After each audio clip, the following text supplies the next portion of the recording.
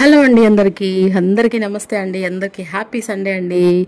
ఇక చక్కటి సండే రోజు మంచి నాన్ వెజ్ స్పెషల్తో అయితే షార్ట్తో అయితే మీ ముందుకైతే వచ్చానమాట. అదేంటి అంటే ఈరోజు మా ఇంట్లో చికెన్ పులావ్ అయితే చేస్తున్నానండి. చక్కగా కొంచెం స్పైసీగా, అంటే ప్రాసెస్ అంతా పెట్టలేదండి నేను. ప్రాసెస్ మీకు ఎవరికైనా కావాలి అనుకుంటే కనుక, ఈ చికెన్ పులావ్ రెసిపీ కావాలి అనుకుంటే కనుక నాకు తప్పకుండా కమెంట్ సెక్షన్లో షేర్ అయితే చేయండి. నేను తప్పకుండా ఫుల్ రెసిపీ అయితే పెడతాను. సో ఇకైతే ఆల్మోస్ట్ అయిపోవచ్చిందండి, మగ్గుతుందనమాట. ఇకైతే పక్కనైతే చికెన్ కర్రీ కూడా వండేసేసాను అనమాట. అది కూడా అంటే మా వారు పేరెంట్స్ అయితే తీసుకొచ్చారనమాట చికెను. అలాగే కొంచెము కేజీ తీసుకొచ్చారు. ఒక అరకిలోనేమో పులావ్ చేసి, ఒక అరకిలోనేమో కర్రీ అయితే చేశానండి. అసలు పులావ్ అయితే అసలు ఎక్సలెంట్గా కుదిరిందండి. టేస్ట్ కూడా చాలా చాలా బాగుందనమాట.